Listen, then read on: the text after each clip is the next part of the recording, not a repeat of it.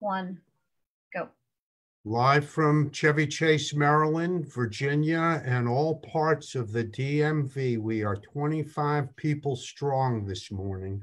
Thank you all for being here and keeping 1Million Cups alive. What a great organization to be a part of. If you'll go to the next slide, Tony. These are interesting events. Everyone can quickly read them. Next slide again. We're over 160 chapters nationally and subject to time zones across America. 1Million Cups communities are meeting right now, sharing coffee and promoting entrepreneurship. As a group of volunteers, and I think we're maybe 7, 8, 9 volunteers who meet every Monday morning to plan out the next several weeks and to prep presenters and to find coffee sponsors and to find new presenters. We came together and established a set of values. Perhaps they're promoted by all 1Million Cups chapters, but we sat as a group and said, what's important to us? And these 5 phrases are what we came up with. We are safe and supportive. We're inclusive and diverse. Everyone has a voice. No one other than the MC can dominate. And we are respectful and considerate. And those are really important because our presenters take a risk. And the risk is that someone could either be provocative, rude, or penetrate a sensitive area. And yet our presenters are heroes and willing to take it. So Mary, congratulations to you and to all presenters. And we're lucky to have you. Our community is vast, and you can participate in many ways. We need your feedback for sure. Engage with us online. You're already attending, and many of you attend each week, which is amazing. And get our news out to others. New blood is very, very important. And to know that, Manny, I don't think we've met, but to know that you're a long-termer who's come back is awesome. And we need more people like you to come back, and we need new people as well. So thank you to, we're up to 26 now, which is awesome. Next slide, please. Sponsorship. So I know John is not here today, but Office Evolution has been our host. And we're very lucky that when we can meet, we meet at Office Evolution in the Tyson's Corner area. And as a group, we come together, we have more schmooze time. But today we had great opportunities to talk in advance, which is difficult on Zoom, but it was done really well. And it was just nice to hear the banter. And I'd like to introduce Jen Dalton, who's our coffee sponsor of the month. And Jen, please tell us about you. Good morning, everybody. It's nice to see all of you. Wednesday morning is a good ritual for me. I love catching up, giving some creative time and energy to all of our presenters. Now, especially, it can be hard as a small business owner to think about how you want to market or message your business. 1Million Cups is a great resource if you are trying to pivot and figure out either how to move virtually or how to think about that type of messaging. Do apply and become a presenter. It's a fabulous resource for that. If you're trying to brainstorm that outside of 1Million Cups before you apply or just in general, I do provide complimentary consults. And a lot of the CEOs and business owners that I'm working with on their personal brand, this is an important question and topic for them to think about. How do they show up to their customers, their prospects, and the community in a way that's authentic and also intentional? So welcome. We're excited to have you. Thank you again, everybody, for being here. Next slide, Tony.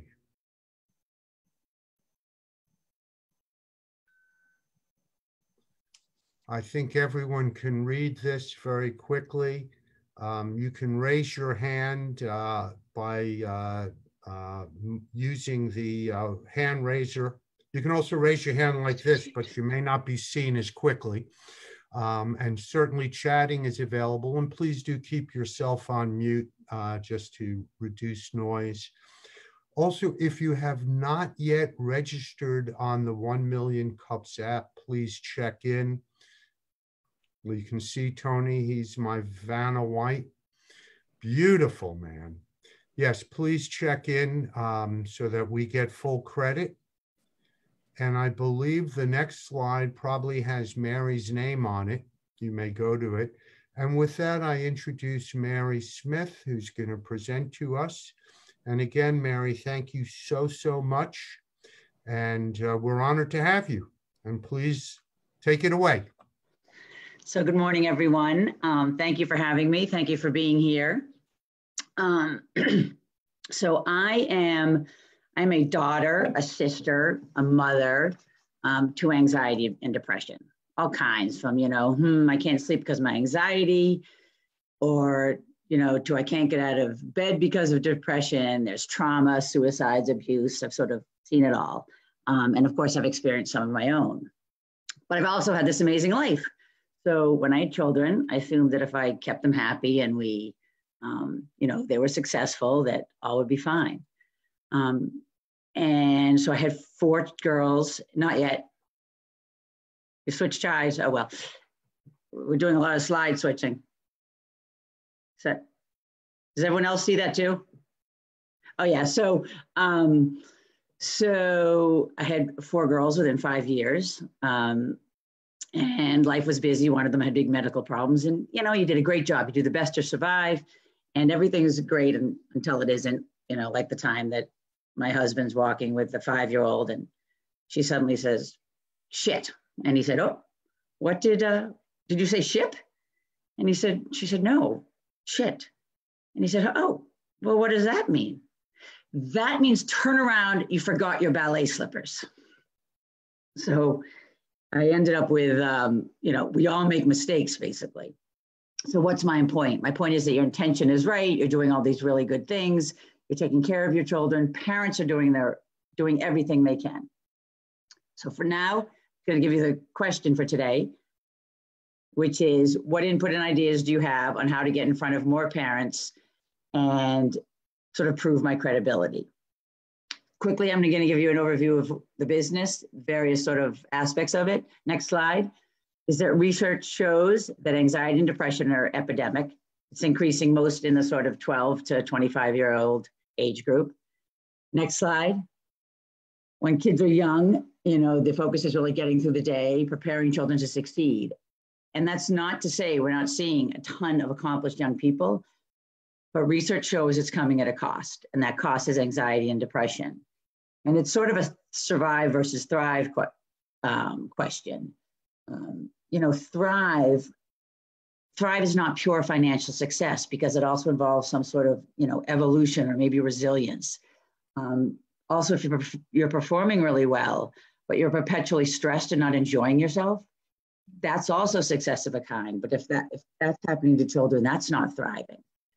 So, thriving includes all these things like your self-worth, your courage, vulnerability, empathy, awareness, probably everything that you all have as entrepreneurs. But it's mental health that's a huge determinant of those characteristics. Next slide. So my aha moment became when I took up meditation and I really sort of began to get the role of the brain. And how does that connect to children? Because our brain is not a genetic blueprint. Genes matter, but a huge revelation in neuroscience came when they realized that the brain is plastic. And developmental psychology just determined that everything that happens in childhood profoundly affects the way our brain develops. And that's the opportunity. Obviously, I can't go into it, but if you imagine your body and you have a leg that does whatever it wants, and you're trying to play a sport and the leg is kicking you in the face or holding your arm down, that's what the brain is like. There's various parts of the brain, and if they're not integrated, or one of them is overacting or underreacting, it's not working. And that's what mental illness is. So next slide. So there's a ton of research and theories, and really whether I'm reading about behavioral science behavioral problems or emotional intelligence or anxiety in teenage girls, the stories are all different, but what happens is there's a huge overlap in the recommendations. Next slide. And that overlap are the habits, are habits I wished I'd developed when I had young kids. It's not that I did everything wrong and I didn't do some of all of it. I've got these great, teenagers now and young adults. But if I developed these habits, I think I could have made a significant difference in their ability to thrive and happiness. Next slide. So the only way that I began to implement some of these things, as I read and realized all of them, was the tiny, tiny steps. And there's also a ton of research on habits. And we know that really how building them is tiny steps and doing. So on top of the parent consulting, I want to have a piece of it that, maybe it's a text every day. It's whatever kind of check-in works for that person. Ultimately, I'd love it to be an app that checked in every day or something, but that says, okay, let's take tiny steps, because over time you build that. And when you have teenagers, you're going to be in the right place. And as they get older, they're going to be off to thrive. So next slide. So this slide is really a review of what I just did. Tell us about your business. I think you have to maybe click through them. There's a lot of anxiety. Focus on mental health and teaching parents about the brain is critical. I synthesized the research, made a common 7 habits. I relate most to those parents who are type A, stressed, overwhelmed. And I want to break it down into bite-sized pieces. And we've been through all that. So next slide. Started in the beginning of this year. I'm currently really the website's around the corner finally, really putting together exactly what I'm talking about, building a course, which really makes a workshop very clear because I have to put it all into a course, and launching really in May as soon as people want to start paying me. Next slide. My target market, I think of it very much as, I think of the spectrum of there being on one end, people that are already very mindful and understand the brain and are already doing that with their kids. I think of the woman who has the school in our group. A lot of those parents are all understand it already. Then there's this other side. There's the type A crazy helicoptering parent that I also can relate to, but I've got both. So I'm somewhere in the middle. So I think of myself as bridging that gap. So I'm pulling from those parents that are interested in connection and a little bit aware of anxiety and depression and have a little bit of fear of that anxiety and depression, so we can start to close that gap so that we don't have so many children suffering from mental illness. And then there's obviously some strategic partners, which are an opportunity, such as parent organizations, counselors, because parents of kids in therapy also need to understand it all, because a child won't get better on its own. It needs a parent. And then obviously schools. Next slide. The thing that I would add to this overview of services is speaking and workshops. I think I would really like to do speaking and workshops. It's just something I like. So one-on-one consulting obviously is a target. This is off the mock website. So a free consultation, obviously, just to introduce myself to people. Webinars make sense, especially in this time. And then I am putting together a course, which I think also helps with credibility. Next slide. This slide we go very quickly. Really, basically, I've told you what I provide is that I think of myself as sort of being like a meta-analysis. I've done the research. You don't have to read it all. I've narrowed it down for us. Obviously my experience, and then I'm hoping to differentiate by really getting into it, that I want it to be easy to do and straightforward, even though you're moving something really big, but you can do it day to day little. The market opportunities, there's tons of content out there. It's all there. There's nothing I am saying is new, but I want to make it quick and easy for those, type A, fast-moving parents who need to just understand some of this. And I feel like the education of the brain in a really simple, clear way is critical. Next slide. Done some focus groups and practice presentations. You know, you never really know with these things. People are just being nice, but people say, you know, there's an absolute place for talking more about anxiety and awareness, even though there is an awareness. I've started working with a few people, you know, just with the texting thing, it works very well. At the end of Q2, I hope to have the online course up, much more awareness through social media, and then maybe, you know, work on some webinars and then pull a list together. And then by the end of the year, I'd like to, you know, have lined up 3 talks, you know, have a bunch of, you know, hope that a webinar pulls in 25 people or so, have some courses purchased and have 5 to 10 clients. Awareness is huge. I think awareness and credibility, talk a lot about my credibility because I'm not a psychologist. I know a lot, but I am not a psychologist. And you don't have to be. Parent coaching is sort of this open new field. But obviously, social media is a way to increase the awareness and complimentary consults. And then obviously we generate the interest and hopefully they become a client. Next slide. My challenge question, again, is, you know, what input and ideas do you have to get in front of more parents to, you know, I say with content, but with content to build credibility and drive them to me. I'm dying to know how my timing was. I think you did great. So everyone, unmute and give a round of applause. And I just wanted you to know that I changed the joke. I have a very, very funny story, but it involves an awful swear word, so I couldn't tell it. But I've had some funny times with kids as well.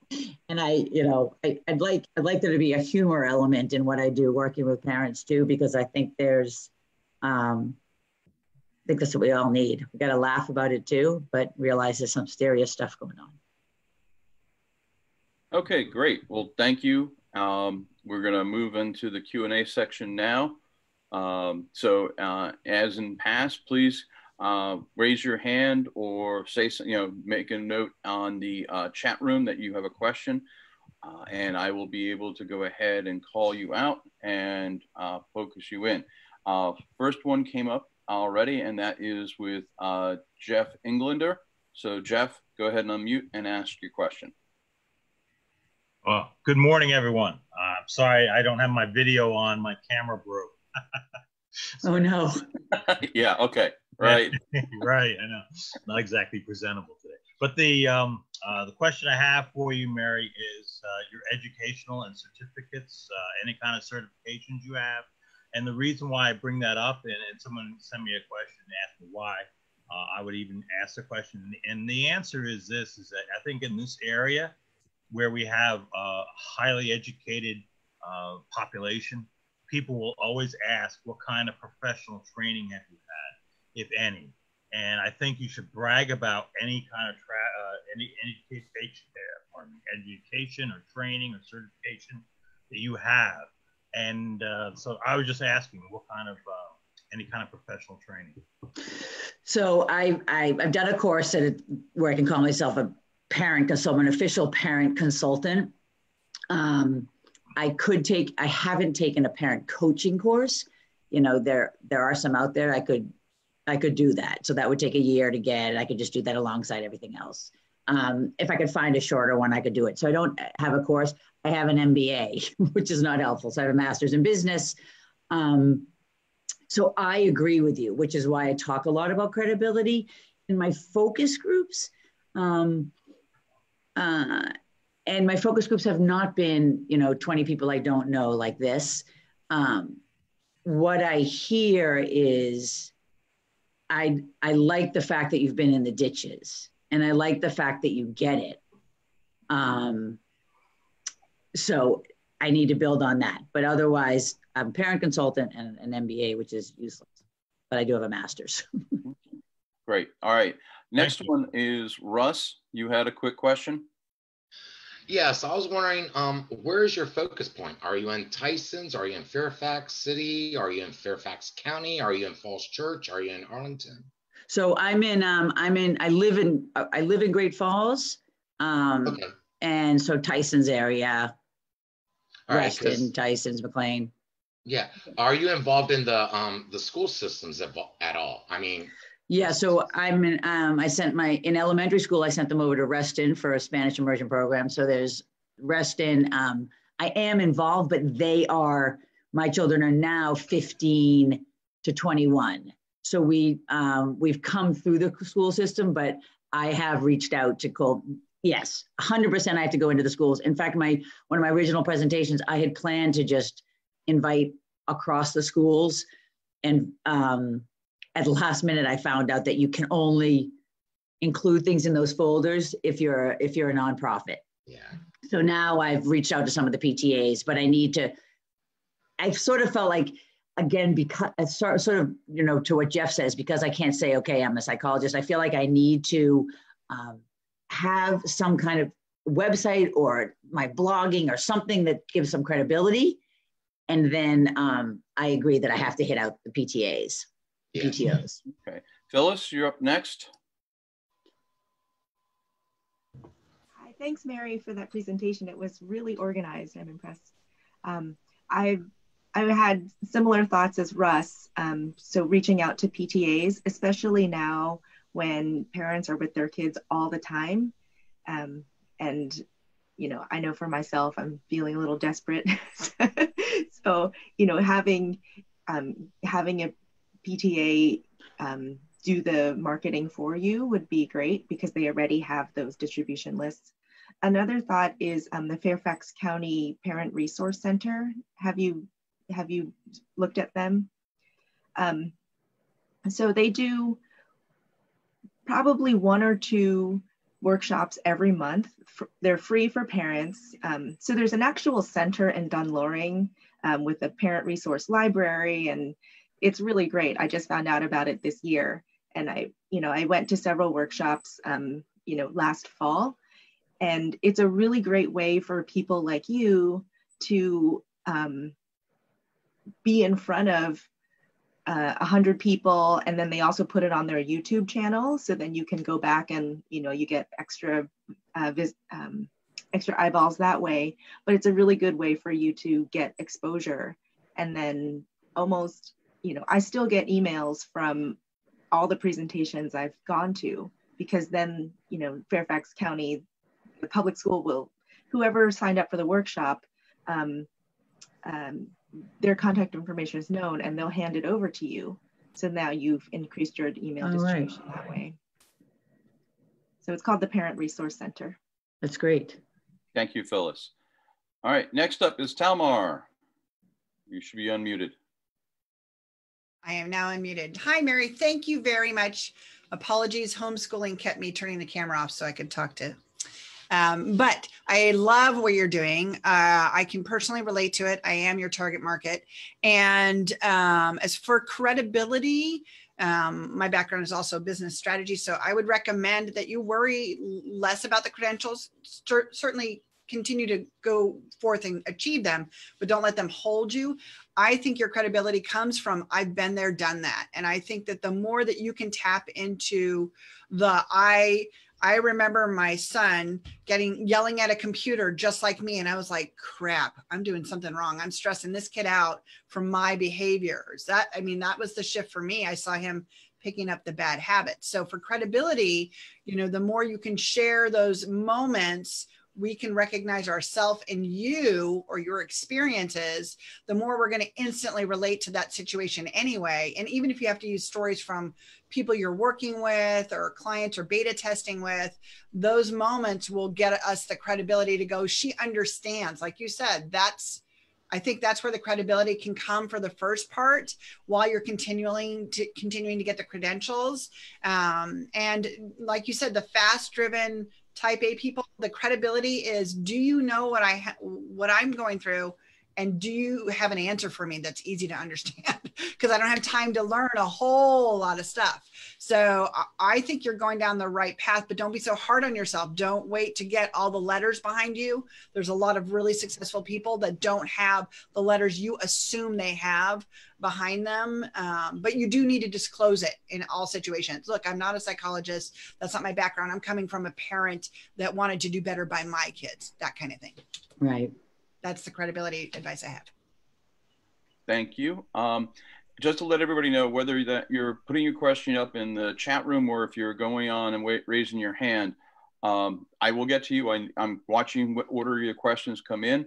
And the next one is kind of going to be back to back. Both An and Manny both put a very similar question in. So An, you were first, so go ahead and unmute and ask your question. Hi, Mary. It's Hi, Juan. How are you? Good. How are you? Good to see you. Likewise. Hey, just wanted to share with you because of our association, I do have small organizations who work with parents and kids, and it could be your collaboration effort to be in front with different parents with kids who are involved with different programs. I mean, you know, the parents share their stress and their, you know, how they want their kids to grow in this, grow up in this world. And I am sure there's so many stories that you as the leader of this particular program talk to another leader in a different program, but you have the same basis of parents and kids, and everybody's going through different times and different stress. So I would love to connect you with those people. And hopefully you can come out with something that the program can kind of slice and dice, and you can kill two birds with one stone, basically. And I also wanted to know about your kids, you know, the parents with the kids, what age group that may work with your target, or is it any age? So I'm thinking really sort of 3 or 4 to 12. I think, Perfect. right. And we can, if you can develop this before they're teens, it's all the same stuff they tell you to do with teens. Like I say, none of it's new, and it's all works for everything. So really my thought is do it when they're young. Yes. And so obviously I have plenty of teen experience, but I'd like to tell people, let's work on it while you can. And you've got a really captive audience with their brains are still plastic at teens, but that pre-teen age, I think, is easier. Anyways, to instill some habits in yourself, That's right? wonderful. So you're ready when they're teens. Yeah, that's wonderful. Yeah, we should talk. All right. So, and thank you. And Manny, you had a very similar question. Yeah. So I think I got part of the answer there from An's question. So hey, An, long time no see. Hey, Manny. So to cap, rather to continue on that note. So I'm a parent of a teenager. She's 15. And in high school, kids go through a lot of stress, right? Because now they're starting to plan for, they have to plan their following year, right? And they have to plan for their SATs, their PSATs, their careers. And there's an unbelievable amount of stress. I mean, when I compare the stress my daughter is going through in high school versus middle school, you can't even compare it. I mean, it's a different kind of stress. In middle school, it's social, right? In high school, it's all about schoolwork and not having enough time and not getting enough sleep and all this stuff. So my question is, how did you arrive on the age group that you did, right? I kind of got that answer. And why are you, have you thought about continuing, educating parents, helping parents through the high school years? So that's a really good question. The answer is yes. Obviously, I would help people through the high school years. And those were my dark years. That's when everything hit for me. One of my kids the one with medical issues, had a lot of issues. I had all this teen angst. And they were all type A, doing really well and highly stressed. So those were my hardest years. So I guess from my perspective, I think, let's get it. If you can develop to learn to bite your tongue and not, and listen when you have teens and understand them and have empathy and hear them and connect with them, that's the answer to teens, right? So the formula is the same. So I could absolutely work with teens. I guess I think to myself, I guess for me, I think, if I had just practiced biting my tongue instead of letting myself yell when they were 5, then I wouldn't even be in that place to be fighting back with my teen. But in some ways, I don't really need to target 3 to 12. I could take that out. There's no reason, I guess in some ways, there's no reason to. It doesn't really answer it, but. Yeah, I think there's a good market. And then one suggestion for you is, I don't know if you've thought about doing lunch and learns at co-working locations, like what John used, because, there are a lot of parents that, are stressed about their kids, right? Because they have to work, they have a business that's running. So even though it's more of a personal service, I think that might be a good avenue for you to explore. Yeah, it's a great idea. Great. Thank you, Manny. I have in a second Deb Cohen, but I want to make a quick comment on my own. And that is, as the parent of 2 kids who've grown, Mary, your service is desperately needed. And I will tell you from my own personal background, I have dealt with depression and suicide, with friends committing suicide back in high school, all the way up to even friends as adults recently committing suicide, where they never showed any real signs. One kind of did. But it's not your place to necessarily step up and say anything. But the fact of the matter is, a parent needs to understand how to communicate, and a lot of them don't know how to. There's no instruction book on how to communicate, especially with a child. So what you're doing is perfect, because if you've already done the research, especially in this area, Northern Virginia and the DC area, there is one, and it's probably not the actual number, but there's one psychologist to every 3 million kids. And in this area, well, that's the way it seems. Try and get an appointment with a psychologist, and they sit there and they go into their thing to schedule an appointment, and they say, yes, we can take you in May of 2021. And that's how bad it is. So you are a needed service. All right. Right. So, helping you get that market out. There are parents who just need advice, help what to do, and, save them a lot of trouble. With that said, I'm going to jump to the person who's been waiting patiently behind everybody else, and that's Deb Cohen. So Deb, go ahead and unmute yourself. Good morning, everybody. Thanks, Mary. Appreciate the presentation. I do have a suggestion for you, and before I get to it, I'll just tell you sort of how I come to this suggestion. I'm the parent of a 17-year-old. He is a junior at Langley High School, so I'm in this area. When he was... I have one junior at Langley too.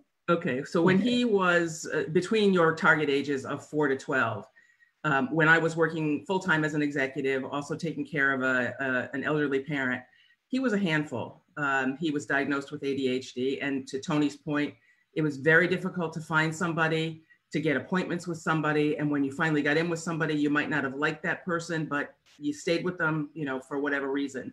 I am happy to say that after a lot of hard work, my son is a great kid. He's well-adjusted, he's happy, he's smart. And he still has ADHD, but it's not, as he's grown, he's developed better executive functioning. But here's my suggestion for you. During that 4 to 12 year age range, I absolutely could have used your services. So how would I have found out about you? Yes, one way is if you can get into the parent forums, but I think you should go directly to those psychologists and those psychiatrists who are in the local area. There's a huge number of them. They are all full, but if you could somehow get your card or an information sheet in front of them, because they're the ones who would be recommending to parents, you need some parent coaching. The parent coaching that I got was by A, doing research myself, B, talking to my friends who had kids that had similar issues, and C, by the appointments that I had, my son had with the psychologist that he saw. Occasionally we'd have a few minutes on our own with him or her.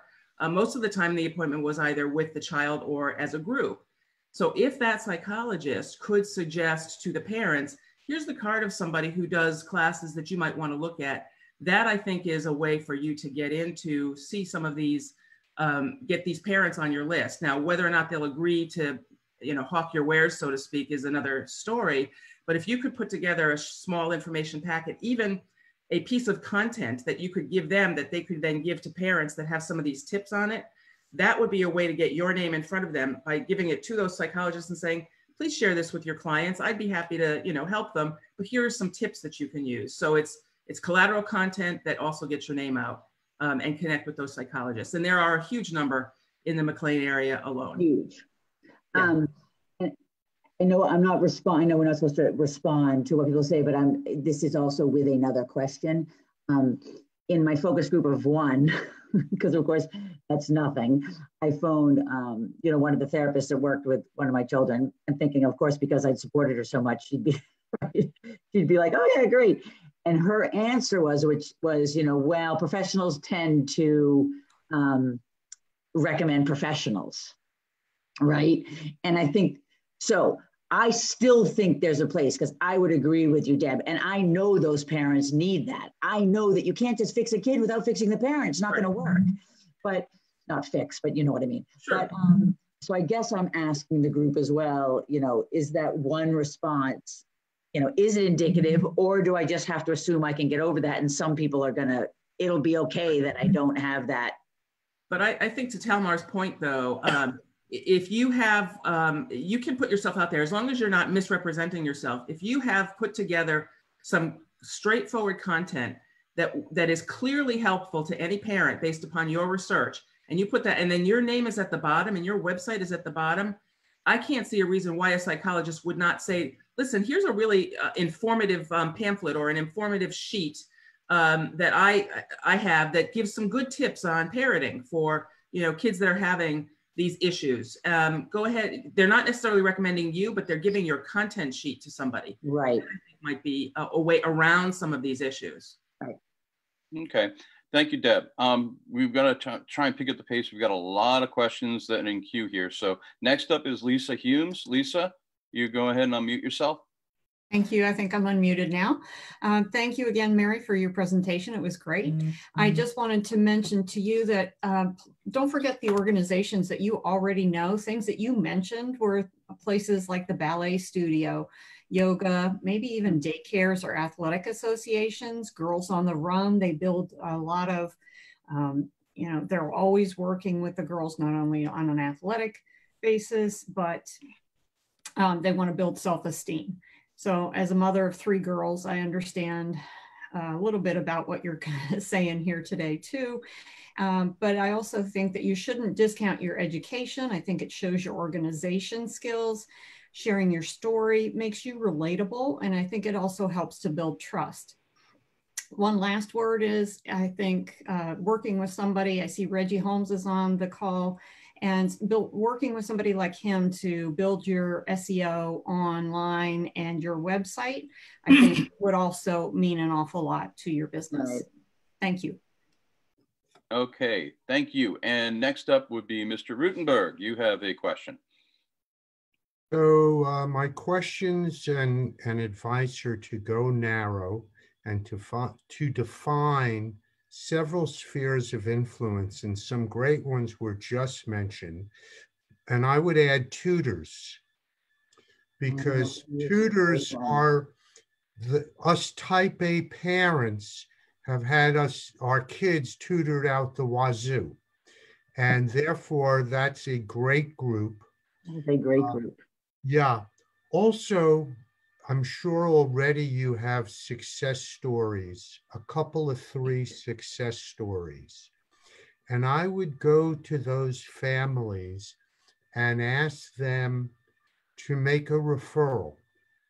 And I would really try to build this from a narrow base out, as opposed to going wide and then converging. Because you're only one person. And last, I would add your MBA is a great credential, because, it's organizational, it's management, And this is partly what you're working on. Last, I have a dear friend who owns a company called Thinking Organized. I don't know if you've ever heard of her, Rona Gordon. Anyway, I'll make that introduction. She provides tutoring, really. She provides executive functioning skill development for kids and adults.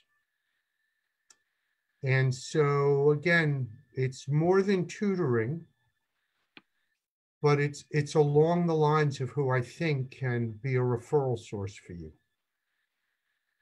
And jumping on top of what John just said, a former presenter of ours, who I'll be happy to link you to, is Ann Dolan, who presented 1.5 years to us.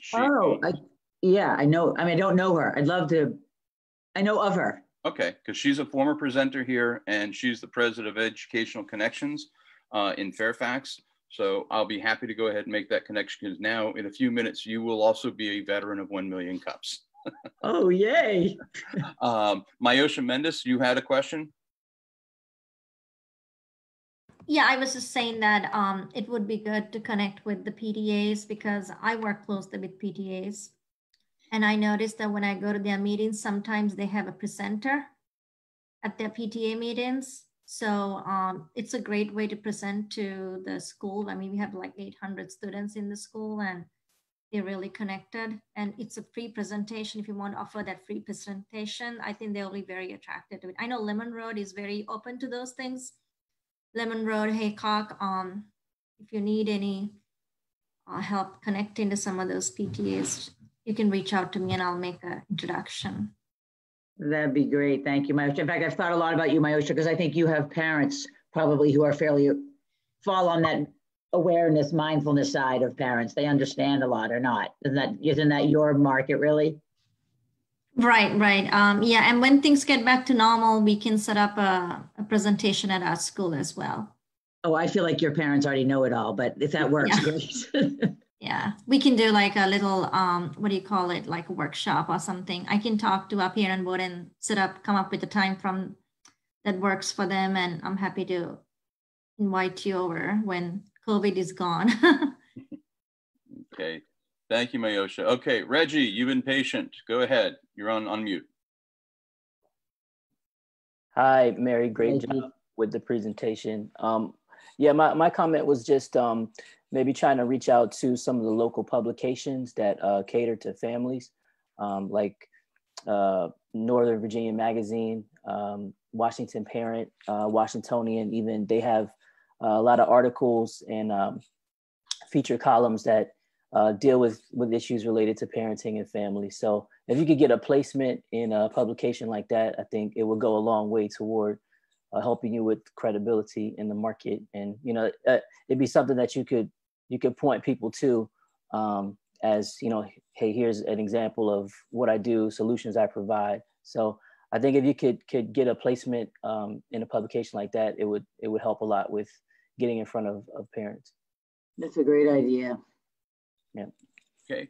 Now, Donnell has a question. It's not the last question, but he did insert a question here. So Donnell, go ahead and insert your feed, even though you're appearing as 1 Million Cups Fairfax County. Good morning. I wanted to say you have a great presentation. If your business gets huge, you're going to put me out of business, because I do leadership training and coaching. And the biggest issue that we have is people think that they're adults, but there's really no adult school. No one teaches us how to become adults. And so a lot of the issues that we have as adults stem from childhood. And we just take those in the workplace with us. And then all of a sudden, we magically believe that there's a solution out there, and someone knows exactly what you're thinking or what they're supposed to be doing as an adult. And there is really no adult school. High school is not an adult school. It just teaches you the education stuff that you need to be able to do your ABCs and math at a higher level. Yeah. So I think you're doing a yeoman's work there. My question to you is, oftentimes when a person starts a business, and I know you have an MBA, but you got to put your MBA in place to understand your sales strategy and your sales funnel, because you may have some people right there standing in front of you that is going, pick me, I want to work with you, but you may not be putting them in your sales funnel and your sales process to be able to do business with them. And so if you don't have a sales process, I can help you with one. If you do have a sales process, can you kind of share it with us for a second? No. I wouldn't say I have a funnel attached. You know what I mean? Jen has been an enormous help with me in just sort of laying it out, but I wouldn't, my biggest problem is sort of confidence in myself, I think, which is, everybody thinks, none of you all, but people that know me think I'm just incredibly confident, would throw myself out there. But I look and I think everyone else is already doing this, right? So I'm almost even afraid to talk about it because I'm like, everyone already does this. And if it's already out there and people are psychologists, so you're probably right. There are people right near me and I don't take advantage of it. So I wouldn't say I have a sales funnel, strategy in place. Would you agree, Jen? I mean, I think we've started to outline how do you get the product out there, the service out there, to get people trying it, get beta test cases, get feedback. And so I think that's the first part, is just deliver a program, get the website up and running. And the presentation, there was a slide just on a marketing funnel. But I think a lot of that has to be teased out and specifically defined. And a lot of the feedback from today has been great, right? Yeah. So one sales idea that I would say from a credibility standpoint would be do a joint panel with someone like Andolan, right? Where you speak specifically to what people need right now, which is surviving my kids and kids surviving their parents in lockdown. And how do you help them navigate tutoring, or if their kids aren't getting what they need at school, and how do you make it work? Because there's no boundaries right now. Everybody's stuck together and everything's blending together and it's stressful. So I think a lot of what you could do from a timing standpoint is really possible right now in ways that it may not have been quite as easy before. But I do think, Donnell, to Donnell's point, picking 2 or 3 things and doing them very well, even if it's short video interviews, even if it's a panel with other experts, so you can build your credibility by brand association. But I think that's what's next, is once the website is up, probably the next week, and being able to, she's already working on building her courses, but then to start doing the offerings and getting some evidence will be huge. Oh, that's huge. Yeah, Jen, you were the next in the queue for a question. So is that your question, or do you want to go and ask your question? No, that was my more of a suggestion. Was I think from a credibility standpoint, the best way to do that is through association. So it could be doing a blog interview, video interviews, panels, but things where you're bringing together psychologists or parents or people in the school sector, keep them small. But now that you've got, you can do Zoom live to YouTube, you can create great videos pretty quickly.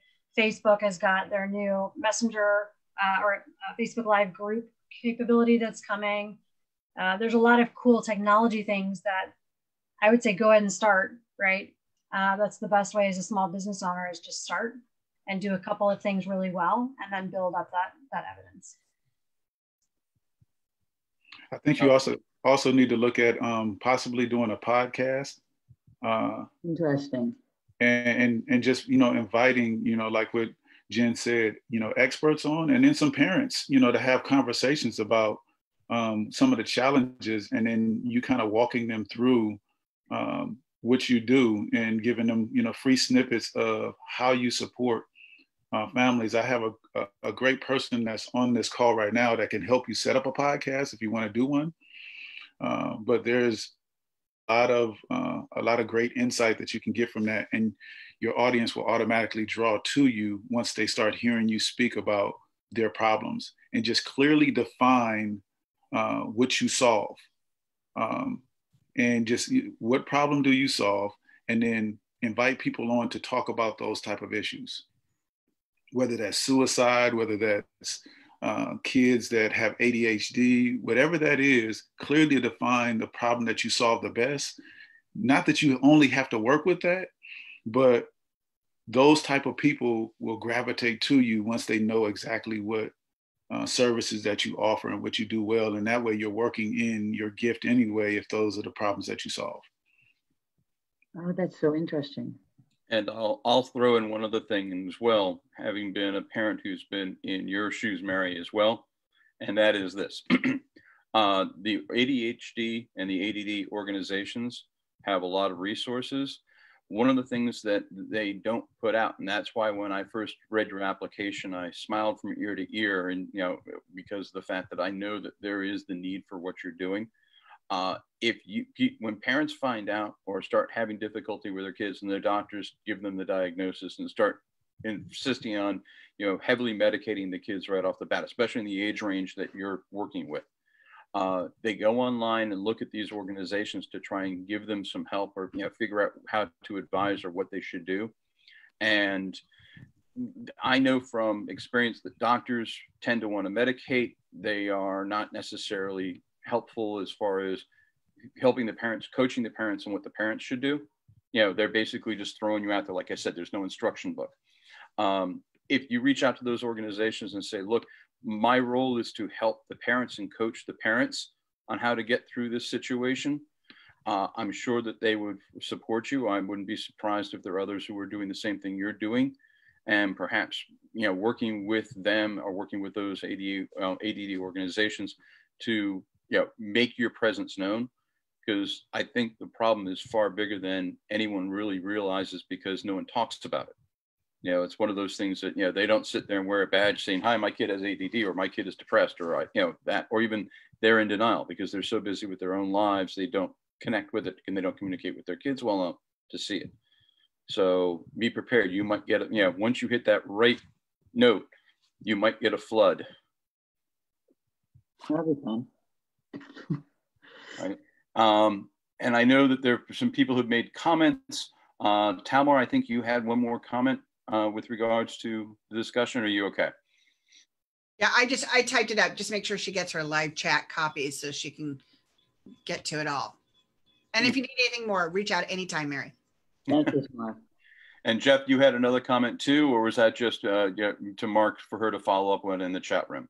Yeah, it's regarding the business operations.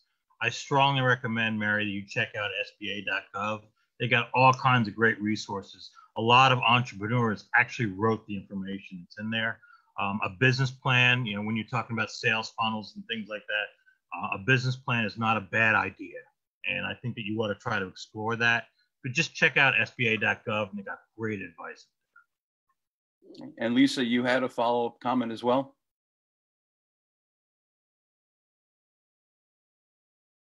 Oh, you're still muted. Hold on. There you go. Sorry, there I am. I just put it in the chat box, just a follow up to what I said earlier. And again, just as long as she has a live chat, that's fine.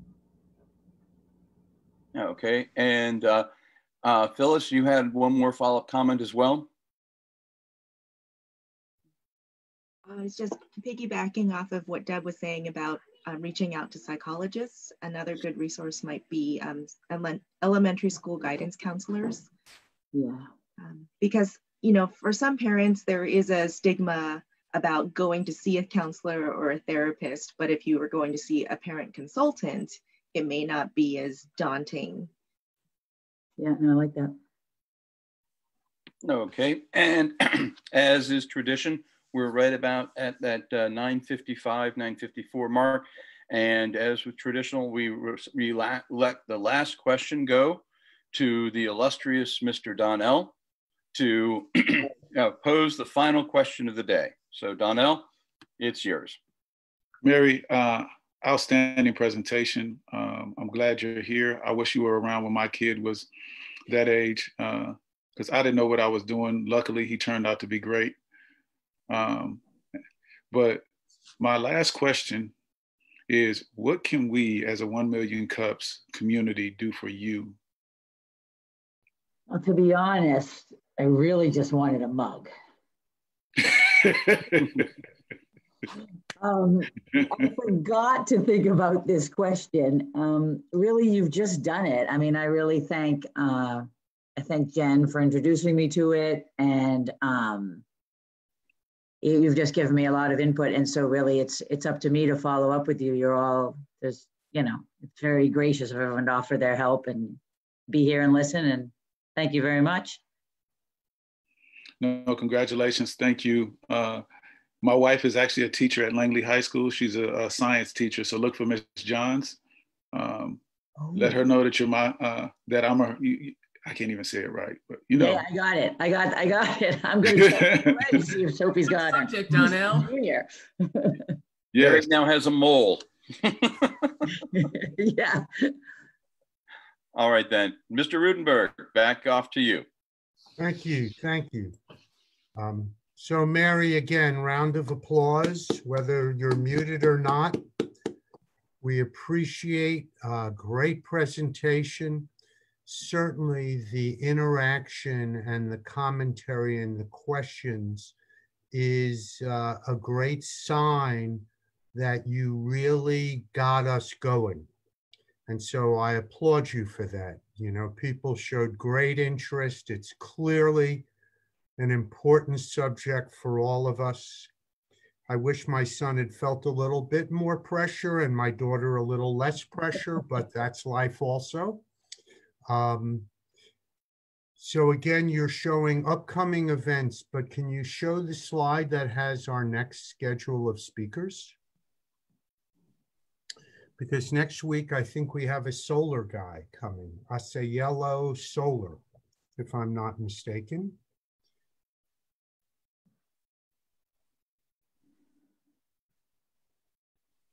There'll be a test on Mary's slide shortly, by the way, based on this week. Okay. So we are booked through June 10th, as you can see, and next week, Asolea Decorative Solar is our presenter. And so I hope that you will all return next week and perhaps bring a guest. We need volunteers and we need presenters. And I have 2 minutes to fill. I'm just teasing because we do stay till 10. But I want to thank everyone and I want to give a shout out. I think Laprelle, this is your first time attending. And thank you very much. Yes, this is my first virtual event with you guys. Well, welcome aboard. Please welcome. Come every Wednesday when you can. And you will find a great network of bright, caring folks who are more than willing to help each other. Hey, John, can I make a suggestion for future meetings? Sure. So this is Deb Cohen, everybody. Since we don't have the opportunity that we usually do in the room, which is to go around and all introduce ourselves and, you know, if we're new, say how we heard about it or, you know, just say who we are and what we do. When we start the next one, could we encourage people in the chat box to introduce ourselves, put our name and our contact information? That way the presenters can all have that information, whether we've spoken or not. And the fellow listeners on the program can also have that information, because I believe there's a way to take the chat and download it and have that for future reference. So instead of taking the time during our 1 hour, maybe we could do that just in the chat box. I would recommend go ahead and do that now. We will email the chat notes a little bit scrubbed depending on what all was shared, to relevant stuff for the meeting. We'll email that to the people who attend after the meeting, so you can all have the chat notes. Mary, I know some people were asking for your contact information. If you're okay putting that in chat, that would be great, at least your email or however you want people to contact you.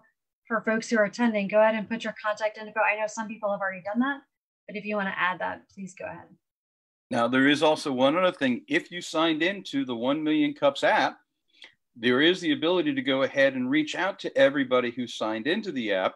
So what you can do is you can go to who's here, and then you can select who's here. And if they put their contact information in to share, you can contact them through the app as well. So if you haven't signed into the app, sign into the app.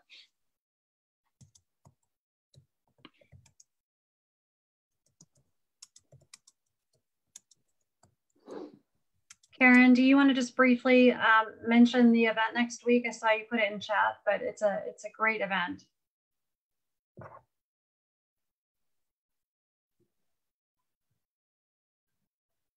And you're on mute in case you do want to speak to. There we go. Hi, thanks, Jen. Good morning, everyone.